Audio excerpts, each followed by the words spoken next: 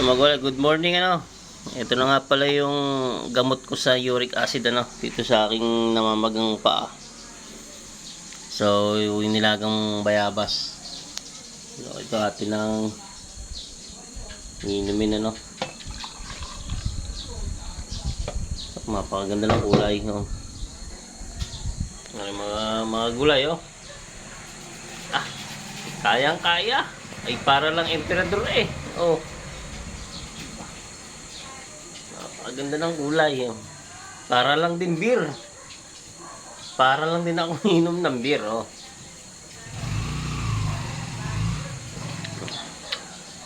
Ah, sarap.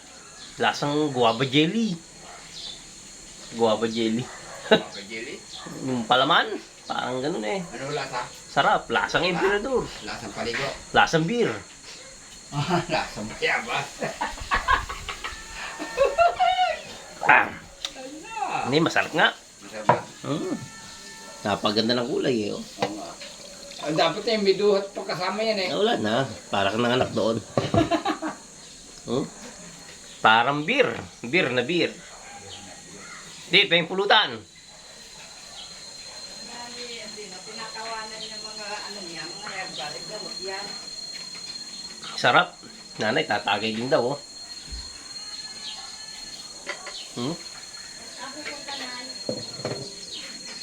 Tagay din daw. Oh. Diba? Nainom din pala si nanay ng beer.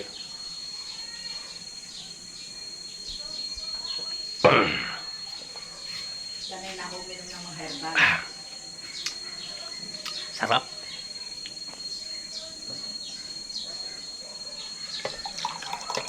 Pagkain ko si Pustan, hanggang ngayon, hindi pa nalakad. Antay ka makabahan. Okay lang kaya marami nito?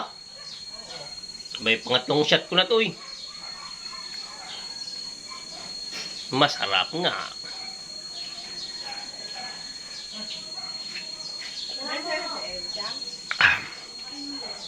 Ha? Tira mo kung gusto mo? Tira na lang kamisis. Yan, yun na isang baso. Dalawat kalahati na ako eh.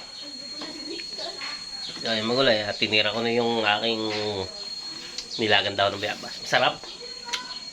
Lasang bayabas. Medyo may paklang kunti lang, pero ano, lasang ano, tea.